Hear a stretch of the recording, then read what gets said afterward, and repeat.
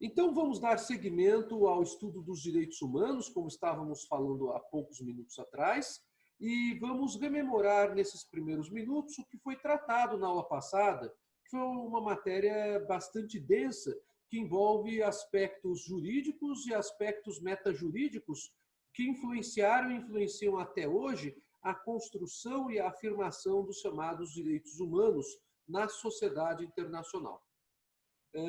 Desejo também meu bom dia para a Amanda e para você que está aqui assistindo a live de hoje. Vou aqui então abrir o PowerPoint para que possamos acompanhar a matéria.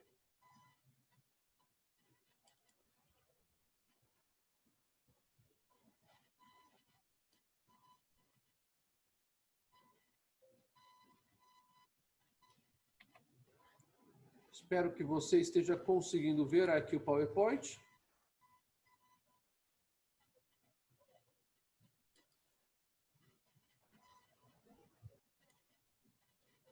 Curiosa, ué, eu não estou conseguindo ver vocês quando coloco o PowerPoint. Por que será? Ah, porque eu não compartilhei ainda. É óbvio. Pronto, agora consigo ver vocês. Pronto. Espero que você esteja vendo também o PowerPoint. Parece-me que todos vocês estão vendo, pelo que eu tenho aqui de visão. Né? Então vamos lá. Na aula da semana passada, nós conversamos brevemente que o grande problema do estudo dos direitos humanos está hoje ligado a um princípio que é inclusive consagrado em nossa Constituição no artigo 1º, inciso 3º, que é o princípio da proteção da dignidade da pessoa humana. E aí falamos que as justificativas que trabalharam com esse princípio foram evoluindo no decorrer dos tempos. Primeiramente, uma justificativa teocêntrica e, em um segundo momento, uma justificativa científica. Essa justificativa científica, ela trabalha numa fase de superação do teocentrismo pelo chamado antropocentrismo. E na sociedade contemporânea é muito questionada essa ideia do antropocentrismo e há quem sustente que precisaremos trabalhar com uma visão mais difusa, mais dialógica, compreendendo não apenas o ser humano, como também os animais. Falamos na aula passada que o grande período de pensamento e de evolução da dignidade da pessoa humana é o período onde tivemos maiores debates e maiores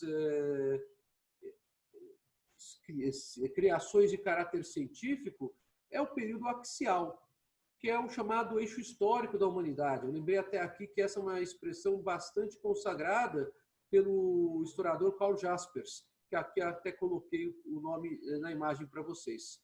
E falamos que esse período corresponde do século VIII ao século II a.C. Não que nós não tenhamos tido ciência antes do século VIII, claro que tivemos. Não que nós não tivemos um significado de pessoa humana antes do século VIII, claro que tivemos. E também, depois do século II a.C., tivemos ciência e tivemos, sim, construções sobre o que é a pessoa humana. Mas o período axial ele concentra, por assim dizer, as diferentes construções do pensamento humano a respeito do que é o ser humano. Então, com isso, nós tivemos uma evolução daquilo que podemos denominar escala universal de valores nesse período axial. E falei para vocês sobre os principais pensadores do período axial.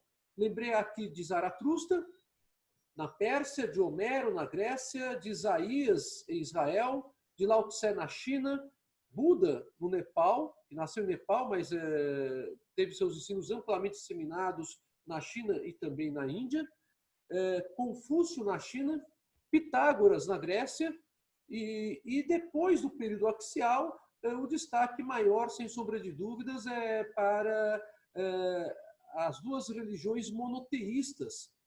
A primeira, que é o cristianismo, e a segunda, que é o maometismo.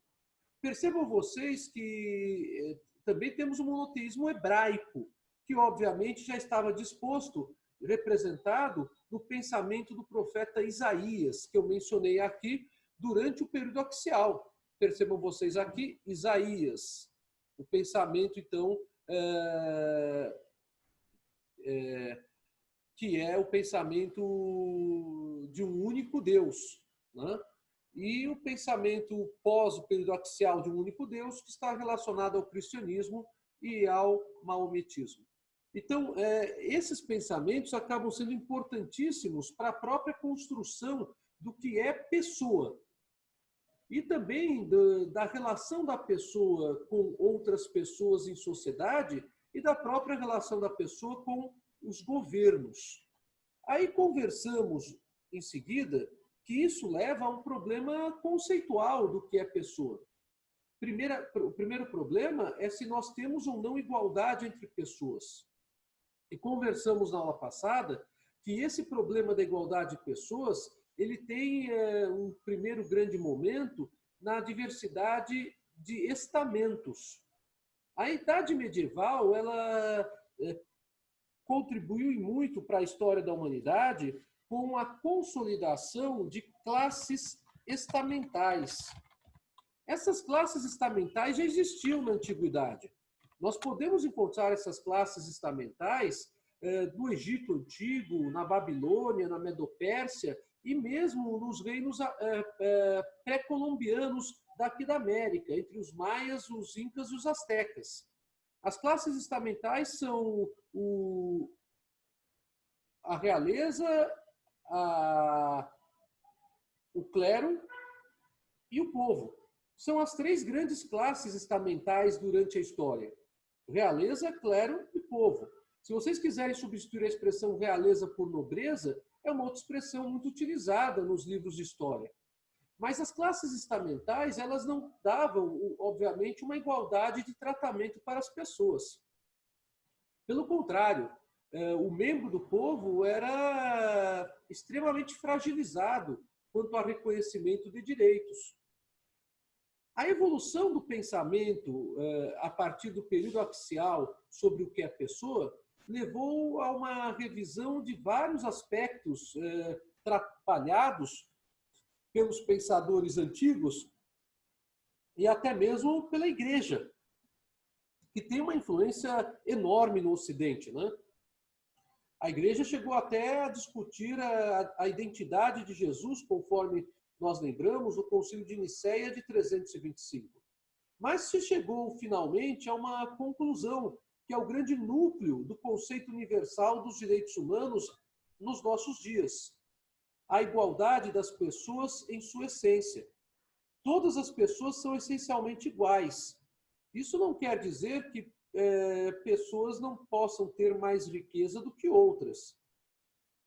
Esse é um ponto. Mas o fato de existir uma igualdade de essência das pessoas significa que é necessário elas terem uma igualdade mínima para que essa essência seja preservada. E aí entra a igualdade mínima no aspecto não apenas de essência, mas de conservação da essência. Estamos diante do aspecto ligado à subsistência. Aí entramos em outra parte que é discutida como núcleo de conceito universal de direitos humanos. Então, a igualdade de essência da pessoa é um núcleo universal hoje em dia, admitido tanto por estados ocidentais quanto por estados orientais, admitido pela sociedade internacional de maneira geral. O que há é, sem sombra de dúvidas, uma diversidade de compreensão do que seria a gênese dos direitos humanos. Se seria o ter, o que é algo mais característico das sociedades ocidentais contemporâneas, ou se seria o ser a partir da educação, algo que é mais característico das sociedades orientais tradicionalmente.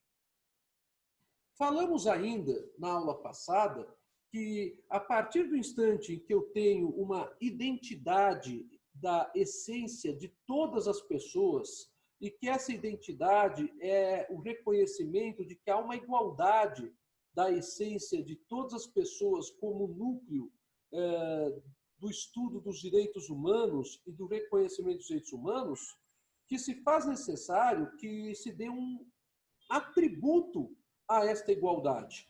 Já que todas as pessoas elas são em essência iguais, que atributo seria este? Nesse sentido, desde a Idade Média já tínhamos noções sobre esse atributo, que era discutido entre pensadores como Tomás de Aquino, Santo Agostinho, e aqui eu citei um nesta imagem, Pico della Mirandola. E Kant acabou desenvolvendo esta ideia de dignidade mais proximamente aos nossos tempos, dizendo que o que tem de atributo a pessoa humana é a dignidade. E o ser racional possui faculdade de agir segundo a representação de leis e princípios. E aí, no final da aula, da semana passada, falamos que isto acabou sendo objeto de uma série de documentos internacionais no decorrer da história, com ênfase para um que está em vigor ainda hoje, que é a Declaração de Direitos Humanos da Organização das Nações Unidas, de 10 de dezembro de 1948, que estabelece que todo homem tem direito de ser em todos os lugares reconhecido como pessoa. Aí falamos ainda sobre duas outras convenções americanas que discutem o que é a pessoa humana para fins de reconhecimento da sua dignidade. Falamos da Convenção Americana sobre Direitos Humanos de San José da Costa Rica, de 22 de novembro de 69, que preceitua que toda pessoa tem o direito que se respeite sua vida. Esse direito deve ser protegido pela lei, em geral, desde o momento da concepção.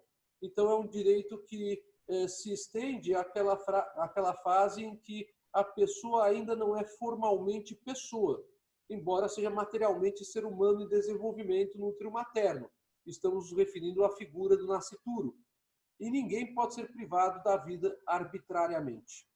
E, por fim, a Declaração Universal sobre o Genoma Humano e os Direitos Humanos da Unesco, de 16 de novembro de 99, que estabelece, no artigo 1º, que o genoma humano constitui a base da unidade fundamental de todos os membros da família humana, bem como de sua inerente dignidade e diversidade. E que, no sentido simbólico, é o patrimônio da humanidade.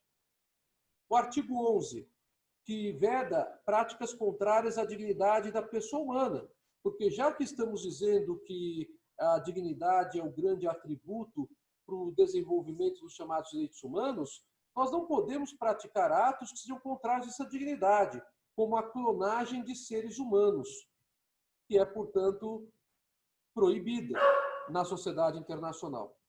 Falamos ainda do caráter único que há no genoma individual de cada pessoa. O caráter único pela originalidade que cada um de nós apresenta quanto ao genoma próprio e que nos distingue do ponto de vista de genoma, mas não do ponto de vista de essência pessoal. E, por fim, falamos da confidencialidade dos dados genéticos, que cada um de nós tem direito por uma razão de dignidade. Bem, foram esses os pontos que trabalhamos fundamentalmente na aula passada.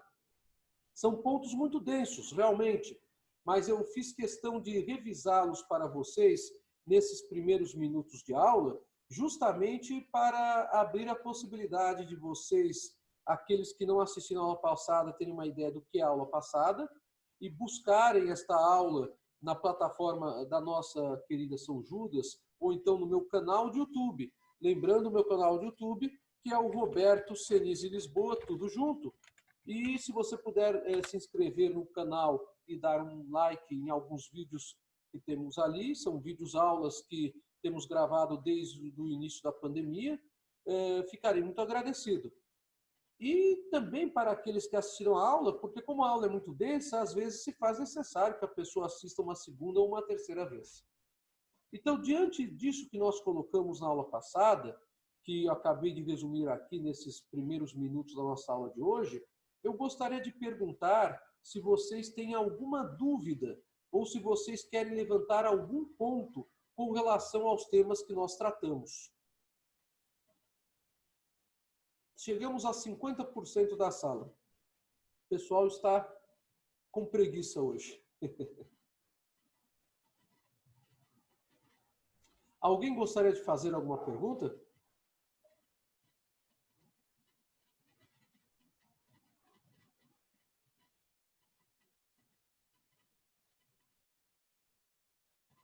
Posso seguir então com a matéria, eu suponho, diante do silêncio dos ouvintes. Então, tá bem.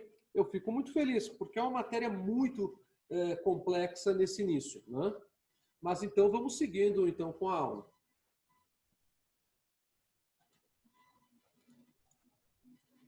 Bem, eu mencionei sobre esse slide na aula passada, bem no finzinho da aula passada. E esse slide ele merece uma nova referência. Por quê?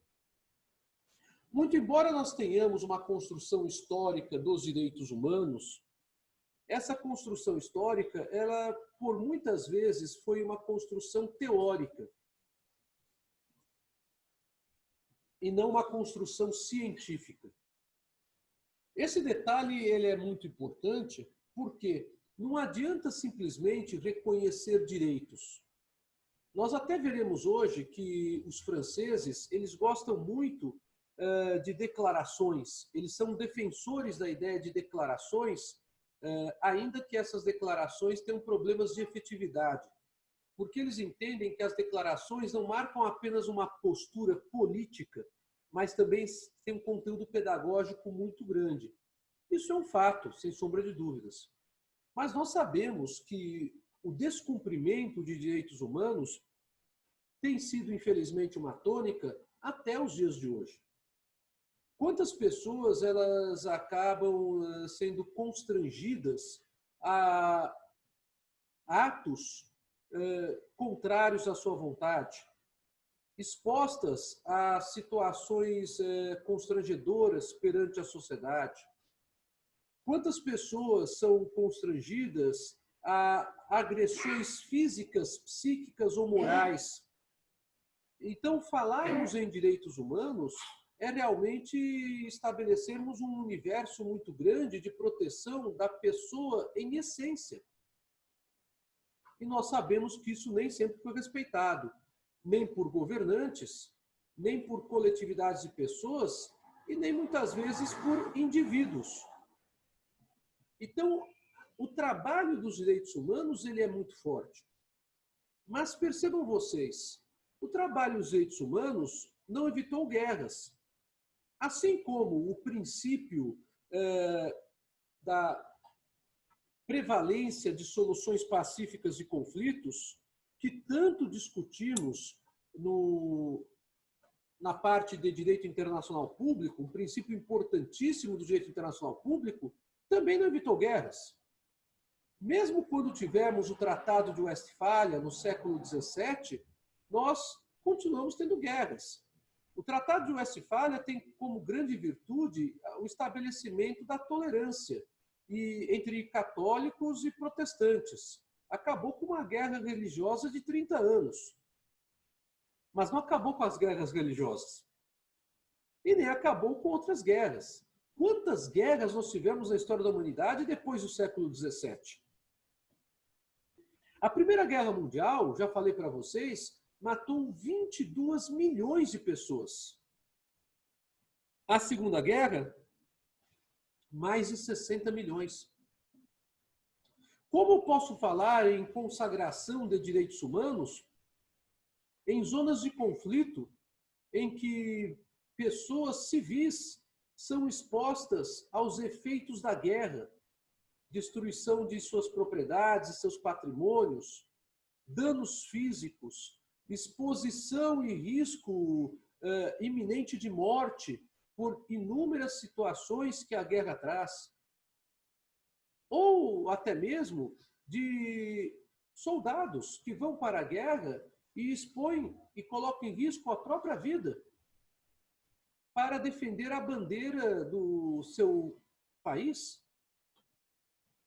O que falarmos da fome pela qual o mundo passa até hoje, onde temos uma fome extrema, não apenas no continente africano, como comumente se fala, porque, sem sombra de dúvidas, geograficamente ali é o local onde temos maiores problemas ligados à desnutrição, tanto infantil quanto adulta do mundo, e as maiores taxas de mortalidade infantil do planeta. Mas também temos problemas esses bem próximos de nós, como, por exemplo, no interior, no agreste do nordestino, aqui no Brasil, ou em outros países e nas regiões pobres de outros países. Então, como podemos dizer que nós temos direitos humanos efetivados nessas situações todas? Bem, a resposta é muito simples. O que não temos é uma efetividade completa dos direitos humanos até os nossos dias. Percebam vocês, então, que direitos humanos não são direitos dados para os bandidos, conforme comumente se fala no jargão da política. Aqueles que são contrários ao chamado reconhecimento dos direitos humanos. Os direitos humanos são direitos consagrados para quaisquer pessoas, porque, na essência, todos nós somos iguais. Isso é uma construção de pensamento que se desenvolveu durante muitos séculos, como vocês viram na aula passada. Então, qualquer discurso político contrário a isto não resiste à menor visão científica, por mais simplista que seja. A ideia da proteção dos direitos humanos é uma necessidade da humanidade, é uma necessidade de todos nós, é um imperativo que se coloca para que possamos não apenas conviver, mas possamos conviver em paz e para que possamos nos desenvolver. Dito isto, nós temos que estabelecer aqui um ponto de partida. E o ponto de partida, do ponto de vista científico, do ponto de vista de tratados de direito internacional, existe em vários documentos internacionais.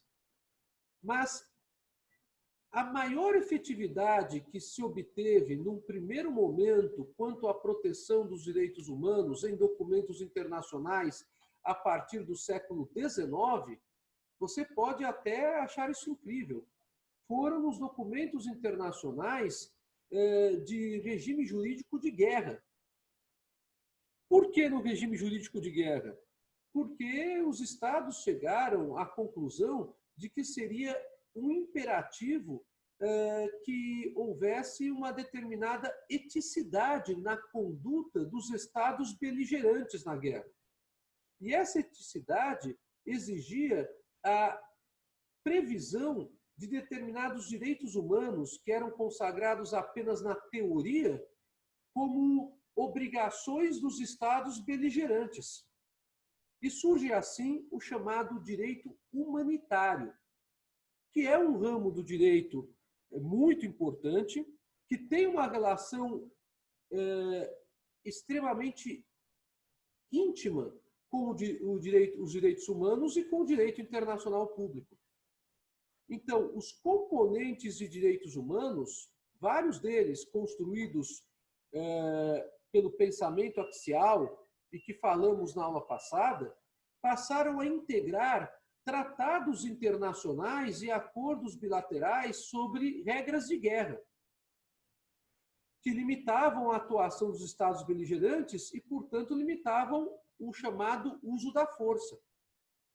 Nós já estávamos, no século XIX, no novo ciclo do direito internacional público, o ciclo da superação da guerra como direito para a paz como direito.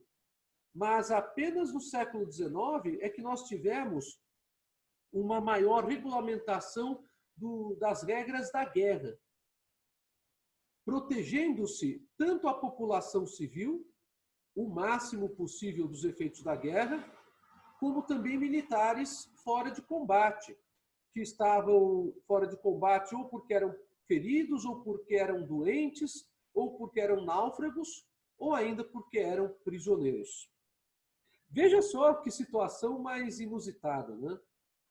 falarmos em direito humanitário em favor dessas pessoas, sabendo que essas pessoas padecem de inúmeros problemas que a guerra lhes traz. Se não fossem as normas internacionais de direito humanitário, a situação de muitas dessas pessoas seria ainda pior. Então, entendam que o direito humanitário ele acabou sendo algo extremamente importante. Para vocês terem uma ideia, antigamente não existia uma regra escrita de direito internacional que proibia o ataque a áreas civis. Esta regra existe desde o século XIX e foi aperfeiçoada durante o século XX. Então, eu não posso ter ataque a áreas estritamente civis. É uma das regras de guerra. E, conforme vocês podem perceber, isso nem sempre é respeitado. E nem sempre é respeitado com exemplos trágicos que a própria guerra nos traz, como a destruição de Hiroshima e Nagasaki por 2 bombas atômicas lançadas pelos Estados Unidos. É um exemplo aqui em que não houve respeito às regras do direito humanitário. Em que pese as alegações dos aliados de que apenas isso poria fim ao combate e que o exército japonês havia utilizado de várias violações de leis de guerra no tratamento a prisioneiros e a populações civis na China e no Sudeste Asiático. Pouco importa. Um erro não justifica o outro, mas foi o que foi alegado àquela época. Bem, então o direito humanitário, ele acaba, sem sombra de dúvida, sendo uma conquista da humanidade. É no direito humanitário que nós temos, finalmente, o estabelecimento de regras que têm que ser observadas pelos Estados na sociedade internacional. Por conta disso, é que eu me referi na aula passada à importância da Convenção da Liga das Nações de 1920. Quando falei para vocês que a Liga das Nações, estabelecendo critérios internacionais de dignidade da proteção da pessoa humana, reiterou a proteção da cooperação, da paz e da segurança internacional. Estabeleceu um sistema de minorias, de proteção das chamadas minorias. Não existia proteção legal das chamadas minorias na sociedade internacional. Isto apenas veio ocorrer com esta Convenção da Liga das Nações, da Société des Nations de 1920. E estabeleceu os critérios internacionais do direito ao trabalho, com dignidade para homens, mulheres e crianças. Pronto. Agora chegamos finalmente à revisão final daquilo que estudamos na aula passada. Mas percebam vocês, então, que apesar da construção dos direitos humanos ter tido maior eco, num primeiro momento, com as regras da guerra, as regras internacionais da guerra, essa construção ela é, muitas vezes, não efetiva na prática, infelizmente, mesmo no direito humanitário. E também acaba não sendo efetiva na prática com relação aos direitos humanitários, com relação aos direitos humanos em tempos de paz. São situações muito tristes que a sociedade internacional ainda precisa superar. Bom, feitas essas considerações, nós temos agora plena condição de começar a discutir os documentos internacionais que deram eco e força aos chamados direitos humanos. Então, o tema de nosso encontro de hoje é um tema que está relacionado a esta questão dos documentos internacionais que ecoaram pela sociedade dos nossos dias. E aí nós temos que discutir, sem sombra de dúvidas, determinadas situações que são extremamente importantes. Quais são os principais documentos internacionais na evolução dos direitos humanos? Há vários. Eu estou mencionando nesta aula de hoje os documentos internacionais que correspondem aos documentos até a Declaração dos Direitos Humanos da ONU, de 1948. Na sequência, nós vamos abordar os documentos internacionais que vigem na sociedade internacional até os nossos dias. Alguns desses que estão aqui têm um alcance limitado, mas inspiraram documentos internacionais posteriores e inspiraram normas que consagram direitos humanos no sistema jurídico de cada Estado posteriormente. Os documentos internacionais que eu vou me referir aqui causaram influência notável sobre o entendimento e a construção dos direitos humanos no Brasil. Então, é muito importante frisar aqui que os direitos humanos são construção de uma sociedade internacional e que tem como objetivo a proteção de qualquer pessoa, pouco importando a sua origem social, econômica ou cultural. Me refiro aqui à origem social, econômica e cultural, porque no estudo dos direitos humanos, nós temos a famosa tríade, que se aplica para a proteção de pessoas em tratados internacionais. A proteção dos direitos sociais, dos direitos econômicos e dos direitos culturais. Abro aqui um parênteses ainda para justificar o porquê da utilização desses documentos históricos na nossa matéria. Primeiramente, por uma razão utilitária.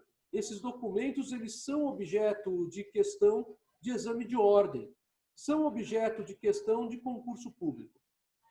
Então, não são simplesmente peças destinadas a um estudo histórico ou a um estudo acadêmico para fins de pós-graduação. E ainda que apenas assim fossem, já seriam documentos muito importantes, porque esses documentos foram gênese para a construção dos direitos humanos contemporâneos. Segundo ponto, um ponto de vista de matéria. Não há como se falar em direitos humanos na sociedade internacional contemporânea sem entender esses documentos históricos. Esses documentos históricos fizeram com que, por exemplo, a República Federativa do Brasil consagrasse vários direitos humanos no decorrer da sua evolução republicana. E isso decorre, obviamente, da influência que o Brasil teve por se tratar de uma nação colonizada historicamente por europeus e primordialmente por portugueses. Tivemos colonização temporária de espanhóis, de holandeses e de franceses em determinadas regiões, como vocês sabem, mas demonstrando que, sem sombra de dúvidas, temos uma forte inspiração no direito europeu. A sociedade internacional, então, ela tem como grande virtude, ao reconhecer direitos humanos, viabilizar a internalização desses direitos humanos pela recepção de tratados internacionais.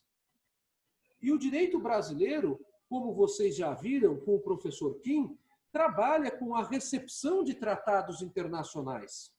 E nessa recepção de tratados internacionais, nós temos tanto tratados internacionais que versam sobre direitos humanos, como tratados internacionais que versam sobre direitos outros, que dizem respeito ao Estado, à diplomacia, a relações comerciais, relações científicas, transferência de know-how, tecnologia da informação e assim por diante. Então, é um estudo extremamente importante o que estamos fazendo neste final de unidade, neste final de curso. Feitas essas considerações, justificado para vocês por que estou trabalhando também com esses tratados, que são documentos históricos e que não têm a aplicação, alguns deles internacional, outros têm até os dias de hoje, vocês descobrirão uma série de direitos humanos nesses tratados que talvez o professor de graduação ao se referir ao regime jurídico desses direitos no direito interno brasileiro, nem se recorde que se tratam de direitos humanos. Isso decorre do fato de que os direitos humanos, eles são direitos ligados à igualdade essencial de cada pessoa. Igualdade reconhecida na sociedade internacional e que é migrada para o sistema jurídico interno de cada Estado na forma de direitos fundamentais. Então, temos aqui uma primeira grande diferença entre direitos humanos e direitos fundamentais. A gênese dos direitos humanos, ela ocorre historicamente como decisão da sociedade internacional. Então, os direitos humanos, eles têm a sua origem no direito internacional. Seja no direito internacional mais distante, o da antiguidade, seja no direito internacional medieval, quando se reconhece no período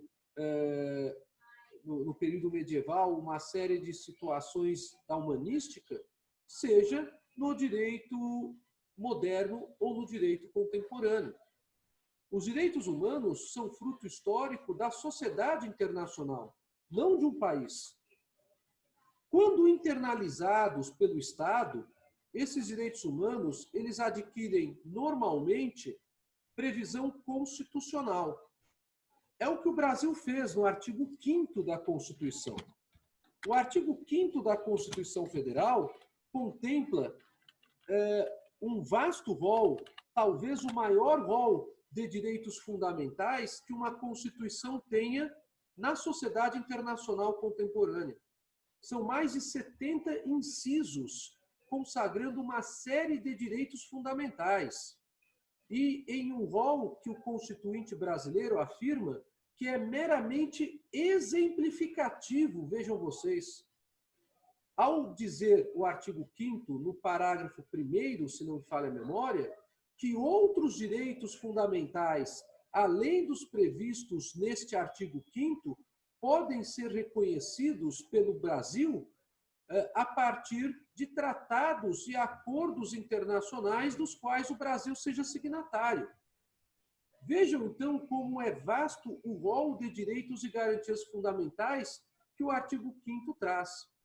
O artigo 5º nada mais faz do que internalizar direitos humanos reconhecidos pela sociedade internacional. Em quase todos os quadrantes do artigo 5º, você encontrará pistas de direitos humanos que estão vinculados a tratados internacionais. Por isso que os professores de direito constitucional têm o hábito de se referir aos direitos fundamentais atualmente como direitos humanos constitucionais, se referindo a direitos humanos que foram reconhecidos expressamente pela Constituição Federal. Outro detalhe. Percebam vocês que o artigo 5º da Constituição Federal trabalha logo no início com a previsão dos chamados direitos fundamentais individuais e direitos fundamentais coletivos. Estamos aqui diante de um outro quadro. Quando falamos em direitos fundamentais individuais e coletivos, evoluímos o tratamento constitucional dos direitos fundamentais. E trabalhamos com qualquer direito que está no artigo 5º como um direito fundamental individual ou coletivo. Então, eu posso ter, assim, a proteção dos direitos fundamentais, tanto por políticas públicas fixadas pelo Estado, como eu posso ter a proteção dos direitos fundamentais por mecanismos de defesa desses direitos fundamentais, sejam mecanismos individuais, onde a própria pessoa que se sente violada promoverá a ação cabível para a defesa desses direitos fundamentais, ou ainda, quando os órgãos autorizados pela lei promoverão esta defesa, a título de medida coletiva, de ação coletiva. Percebam vocês, então, que nós temos uma evolução significativa a partir da Constituição de 88, mas que essa evolução significativa tem como raiz os direitos humanos plasmados na sociedade internacional. Percebam vocês ainda a leitura do artigo 5º caput. Eu vou até aqui pegar o artigo 5º caput antes de retornar ao PowerPoint com vocês, pela importância que há nesta matéria. Eu esqueci aqui de deixar aberto o artigo 5º da Constituição Federal. Então, vou abrir aqui o artigo 5º para vocês agora. Vejam só o que diz, e quem tiver a Constituição aí, talvez fique até mais fácil neste momento. Vejam só o que diz o artigo 5º caput da Constituição, para vocês entenderem o grau da importância disso que a gente está trabalhando hoje. Espero que vocês estejam vendo a Constituição que eu coloquei aqui. Vocês estão vendo? Está visível?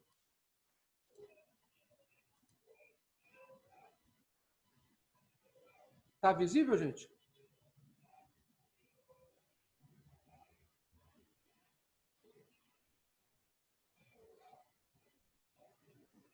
Parece-me que está, né? Vamos lá. Está visível o PowerPoint, a Fabíola está colocando? Então, peraí. Então, tem uma coisa que está errada aí. Obrigado, Fabíola. Obrigado. Deixa eu, então, aqui voltar. Aqui. Pronto. Agora está visível a Constituição?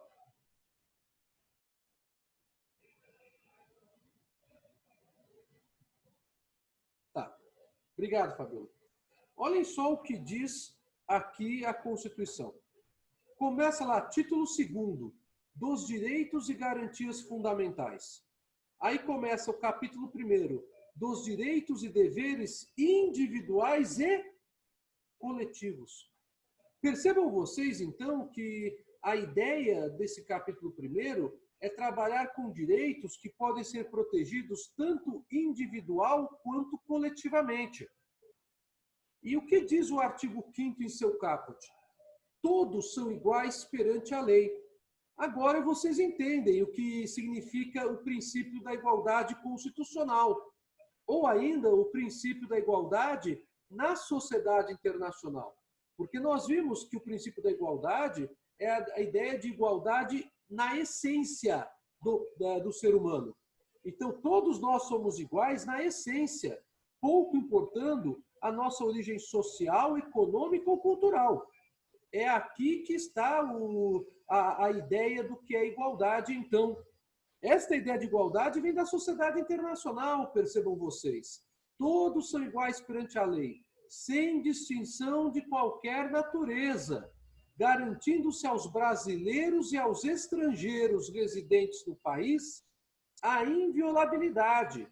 Percebam vocês, os estrangeiros têm a mesma igualdade que os brasileiros, no artigo 5º.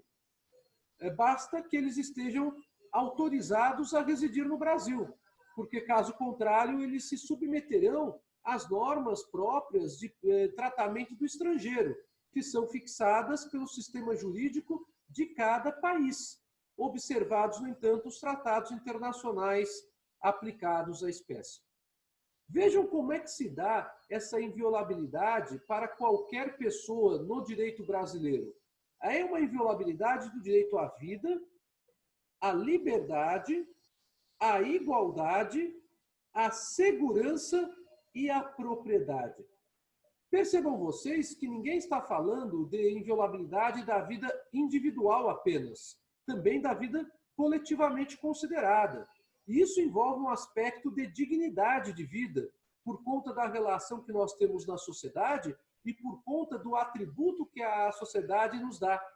Isto é, aliás, um princípio da República Federativa do Brasil, já muito estudado, e que eu frisei na aula da semana passada, que está aqui, olha, artigo 1º, logo nos princípios fundamentais. A República Federativa do Brasil, formada pela união indissolúvel dos estados e municípios e do Distrito Federal, constitui-se em Estado democrático de direito e tem como fundamentos, inciso 3º, a dignidade da pessoa humana. Por conta dessa situação, fica claro, sem sombra de dúvidas, que nós temos uma ideia de direitos fundamentais bastante ampla, sempre plasmada ao princípio da proteção da dignidade da pessoa humana. E ao final do artigo 5º, nós temos a regra, que eu me equivoquei, de cabeça a gente fala, às vezes a gente erra, né?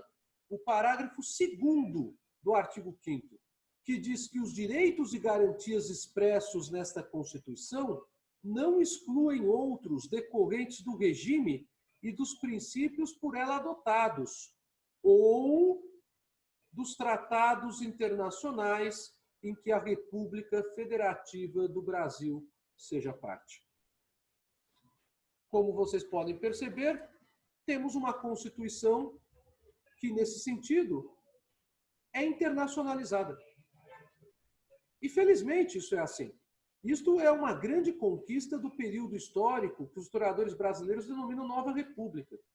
A Nova República, que é tão criticada por tanta gente nos dias de hoje, por conta de vários problemas que vieram à tona na história brasileira recente, é, no entanto, nela que se encontra a afirmação dos direitos humanos na forma de direitos fundamentais previstos na Constituição.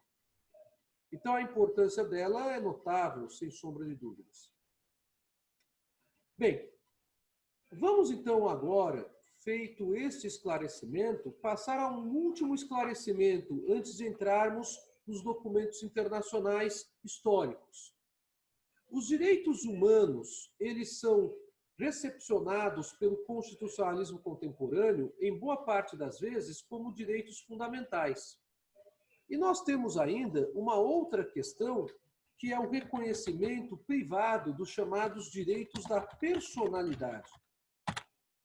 Matéria esta que, certamente, vocês estudaram em direito civil.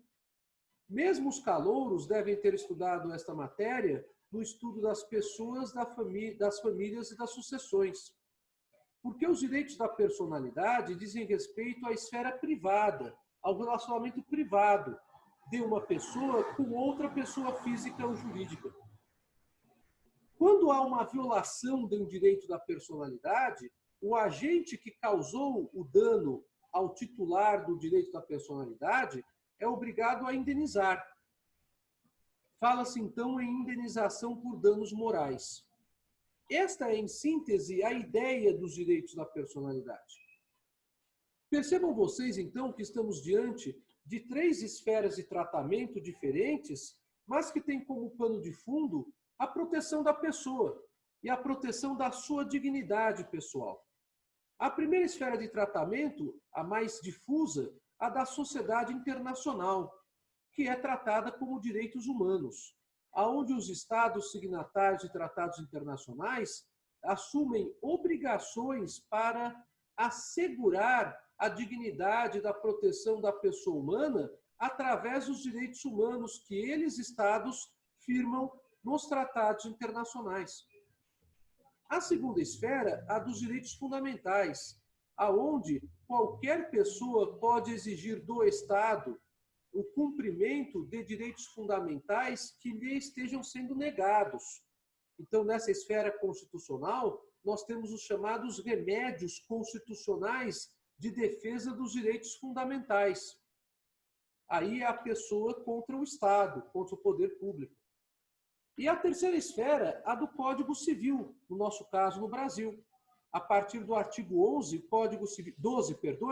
o Código Civil brasileiro trabalha com os direitos da personalidade e possibilita, assim, que qualquer pessoa que seja vítima de ofensa à vida, de ofensa a direitos físicos, a direitos psíquicos ou a direitos morais, possa propor uma indenização por danos morais contra o particular, pessoa física ou jurídica, que lhe causou o dano. Então, percebam vocês que nós temos 3 esferas diferentes de atuação que têm inspiração histórica na evolução dos direitos humanos, que estamos tratando nesse final de curso. E essas 3 esferas jurídicas podem dar 3 respostas jurídicas diferentes, sem nenhum problema. Posso ter uma resposta da sociedade internacional, posso ter uma resposta da sociedade nacional através do Poder Judiciário, amparando algum remédio constitucional em favor de uma pessoa perante o poder público, e posso ter a resposta dos direitos da personalidade perante o agente causador do dano à vida, do dano físico, do dano psíquico ou do dano moral de alguém. Deu para vocês entenderem essa parte que eu tracei para vocês? O diferencial entre direitos humanos, direitos fundamentais e direitos da personalidade? Ou vocês gostariam de fazer alguma pergunta?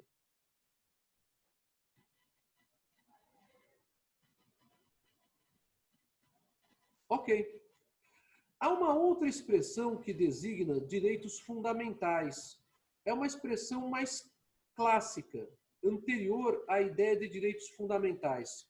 Essa expressão vocês encontram nos cursos de direito constitucional mais clássicos, como Manuel Gonçalves Ferreira Filho, José Afonso da Silva, que acabam se referindo às chamadas liberdades públicas.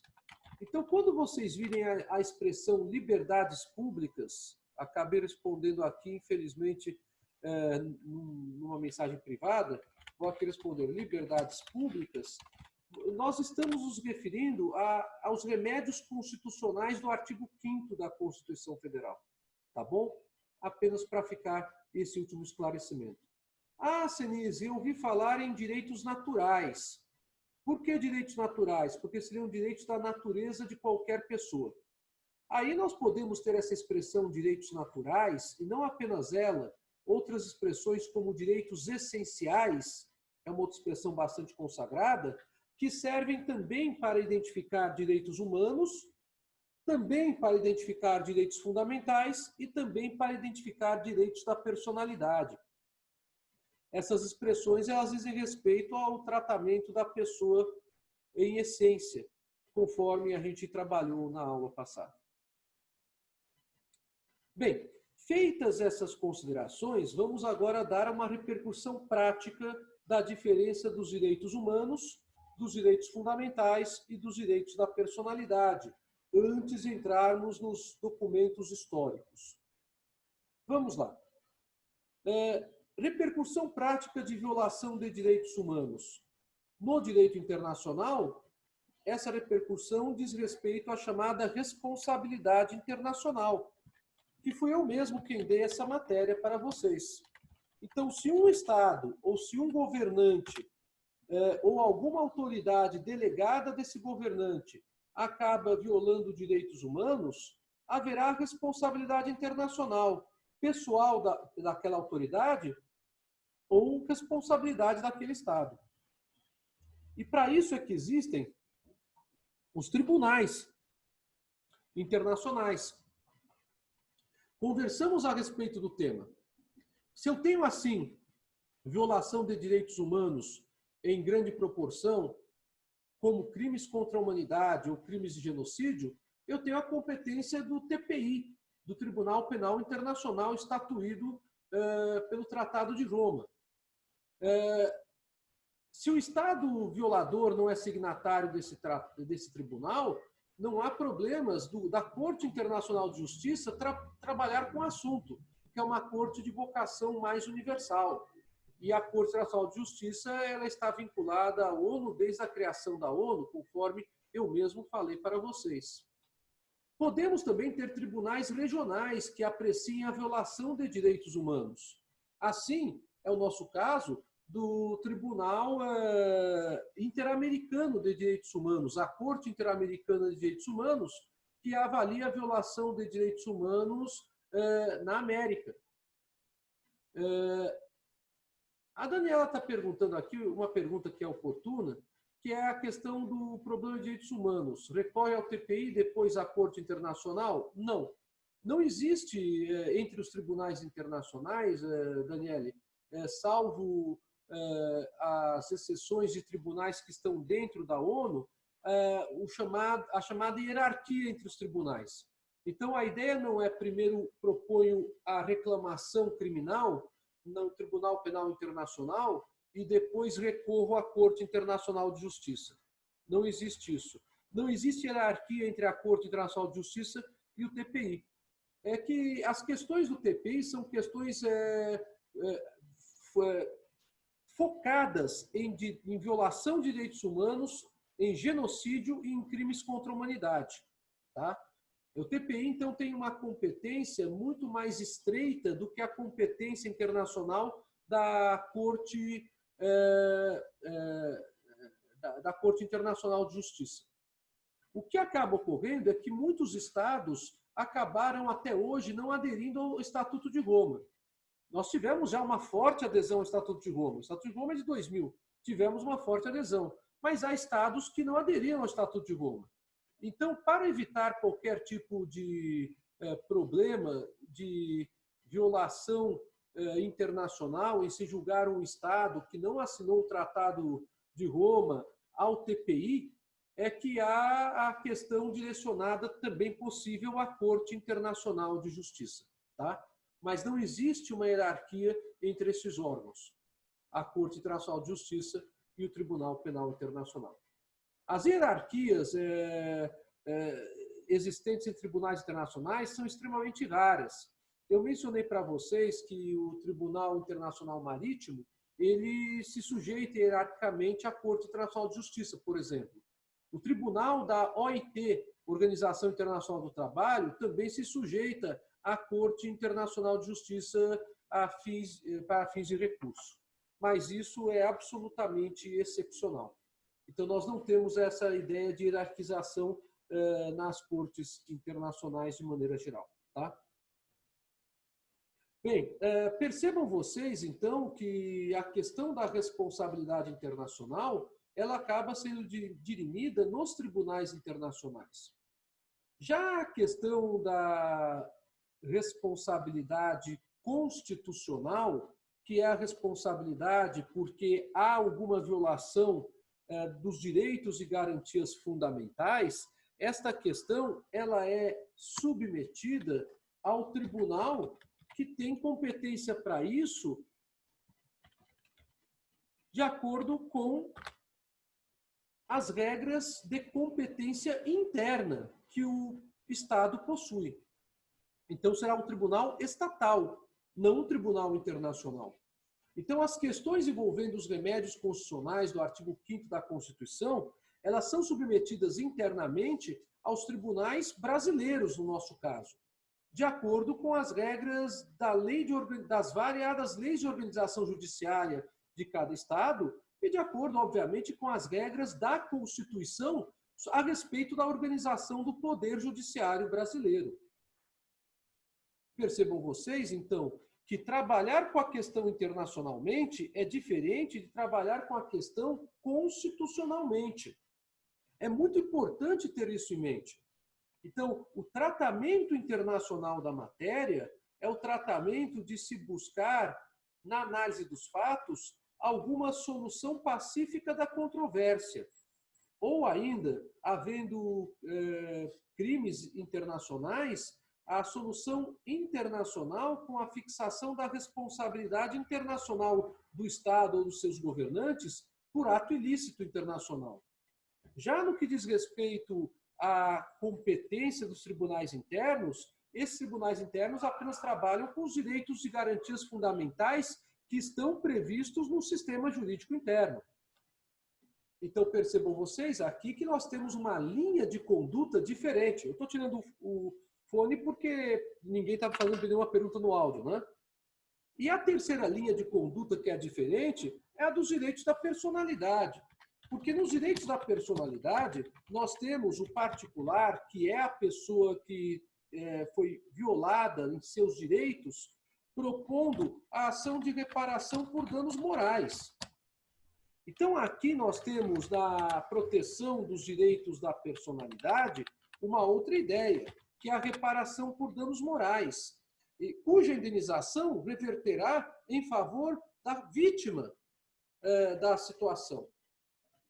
Então, o tratamento aqui é um tratamento de proteção direta do indivíduo, proteção direta da pessoa. Ao passo que, quando trabalhamos com remédios constitucionais, nós podemos não estar apenas tratando com a proteção de uma pessoa, mas podemos estar trabalhando com a proteção coletiva. Vejam só que curioso, por conta da necessidade do poder público em amparar aquela pessoa por ter direitos fundamentais violados. Creio que agora ficou claro para vocês a diferença de tratamento entre direitos humanos, direitos fundamentais e direitos da personalidade. Mas se alguém tiver alguma pergunta, por favor, fique à vontade. E para terminar a primeira parte da nossa aula de hoje, eu gostaria de falar um pouco com vocês sobre a questão da eficácia horizontal das normas constitucionais. Esse é um tema bastante importante, bastante lembrado em direito constitucional. Mas é um tema que tem que ser lembrado para fins de direito internacional, quando se distinguem os direitos humanos dos direitos da personalidade. Porque, como eu falei para vocês, boa parte dos direitos fundamentais que estão no artigo 5º da Constituição tem na sua trilha histórica a consagração de um direito humano, fruto de um tratado internacional. E a proteção dos direitos da personalidade é a consagração da proteção da dignidade da pessoa humana, do artigo 1º, inciso 3º da nossa Constituição.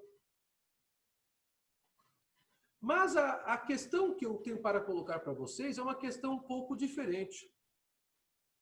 Vamos supor que um direito humano seja colocado na Constituição, e vários deles estão ali colocados no artigo 5º, mas não esteja previsto expressamente no Código Civil como direito da personalidade.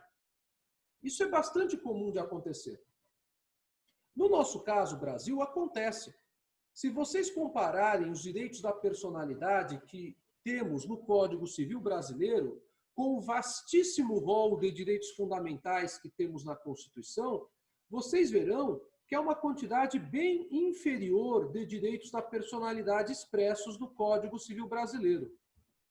Isso se dá, em primeiro lugar, por motivação histórica.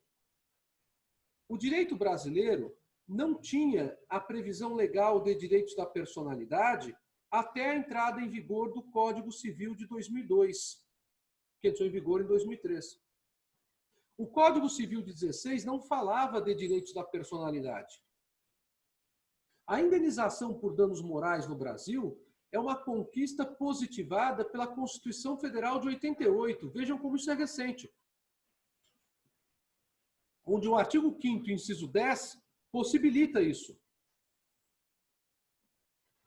Ou seja, a reparação por danos morais, ela foi um reconhecimento, em primeiro lugar, constitucional no direito brasileiro.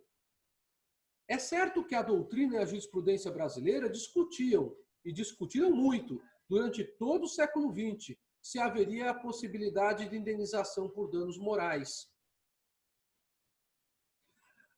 O Instituto dos Direitos da Personalidade do Direito Civil Brasileiro é um instituto herdado do Código Civil Italiano de 1942. O Código Civil Italiano, ele também não tinha um rol muito grande de direitos da personalidade, porque o jurista que inseriu os direitos da personalidade no Código Civil Italiano de 42, Adriano De Cupis, vou escrever aqui o nome dele para vocês, não trabalhava preocupado em reconhecer uma vasta gama de direitos da personalidade. A grande preocupação dele era em reconhecer direitos da personalidade que poderiam ser eventualmente violados pelo governo italiano da época. À época, nós tínhamos o fascismo. Então, nós tínhamos um regime totalitário nacionalista instaurado na Itália. E o Duce, Benito Mussolini, encomendou a elaboração de um novo Código Civil Italiano. E Adriano De Cupis, um dos principais juristas que participou da comissão que redigiu o anteprojeto do Código Civil Italiano de 42, teve a ideia de inserir os direitos da personalidade no texto. que seriam direitos mínimos de proteção contra a ação de regimes totalitários. Era essa a imaginação do Adriano Decupes. E, então, o que fez com que o Dutti, um ditador, se convencesse da importância desse direitos da personalidade? Um gesto bastante diferente. O Adriano Decupes falou para ele que era importante que esses direitos fossem previstos no Código Civil, em primeiro lugar, para que ele, o Dutti, Benito Mussolini, fosse considerado perante os italianos e mesmo perante a sociedade internacional como um governante bom, porque ele estaria dizendo que as pessoas têm direitos pessoais, da essência delas. E, em segundo lugar, porque poderia-se argumentar que apenas aqueles direitos previstos no Código Civil Italiano de 42 seriam reconhecidos como direitos da personalidade. E o Benito Mussolini aceitou essa argumentação do Adriano Decupes, que inclusive é narrada pelo próprio Adriano Decupes na justificativa do anteprojeto do Código Civil Italiano de 42. E essa argumentação entrou. Pois bem, os mesmos direitos da personalidade que estão no Código Civil Italiano de 42 estão no Código Civil Brasileiro de 2002. Por quê? Porque o Código Civil Brasileiro de 2002 ele não foi elaborado em 2002.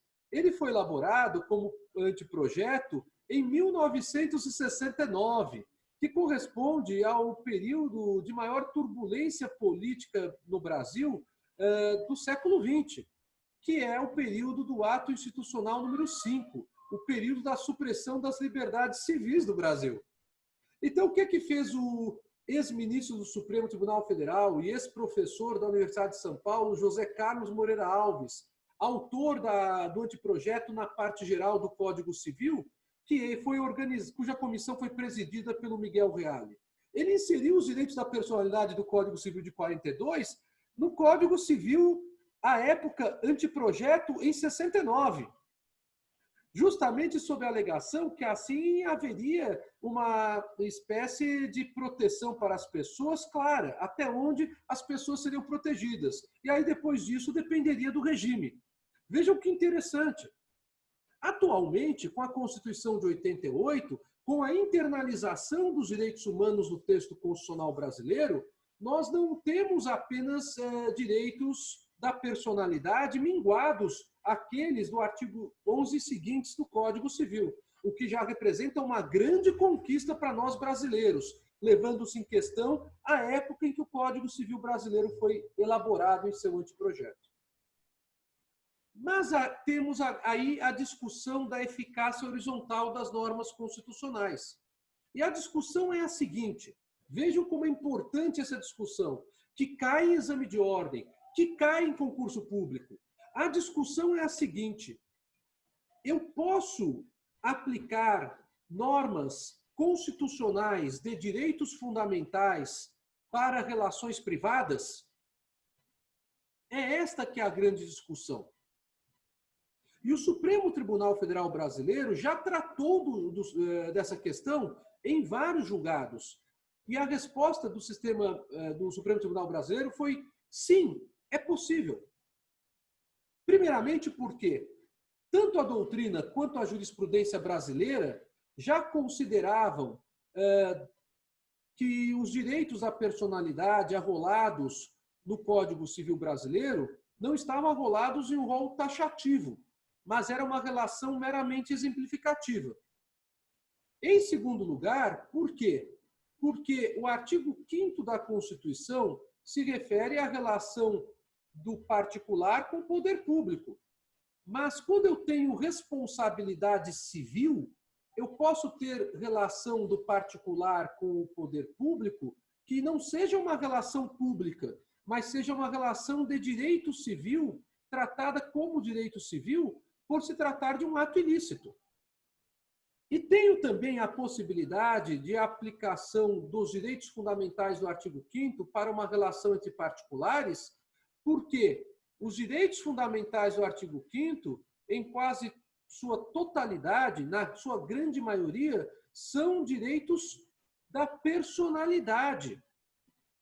Vejam que curioso. Realmente, a proteção da vida é um direito da personalidade, a liberdade é um direito da personalidade, a questão da proteção da voz, da proteção da imagem, da proteção do direito às criações intelectuais, tudo isso é direito à personalidade, e está lá no artigo 5º da Constituição. Então, o Supremo Tribunal Federal Brasileiro, inspirado no que faz a Suprema Corte alemã, acabou consagrando a teoria da eficácia horizontal das normas constitucionais, possibilitando a responsabilidade civil por danos morais, seja do Estado, seja do particular, mediante violação de algum direito da personalidade previsto na Constituição Federal. E lembre-se, o que está na Constituição Federal no artigo 5º tem, em boa parte, na grande maioria dos seus dispositivos, origem internacional. Assim terminamos a primeira parte da aula de hoje. E eu espero que tenha ficado claro para vocês por que é tão importante, então, o estudo que faremos depois do intervalo sobre os documentos internacionais que trabalham com direitos humanos. Porque eles inspiraram não apenas a elaboração dos tratados internacionais, porque eles foram trazidos ao direito constitucional brasileiro, porque eles são utilizados muitas vezes para fins de reparação por danos morais, quanto à sua essência. E vocês verão como é interessante essa matéria, que cai em exame de ordem e que cai em concurso público. Há alguma pergunta, pessoal? Ou podemos dar os nossos tradicionais 15 minutos para o intervalo?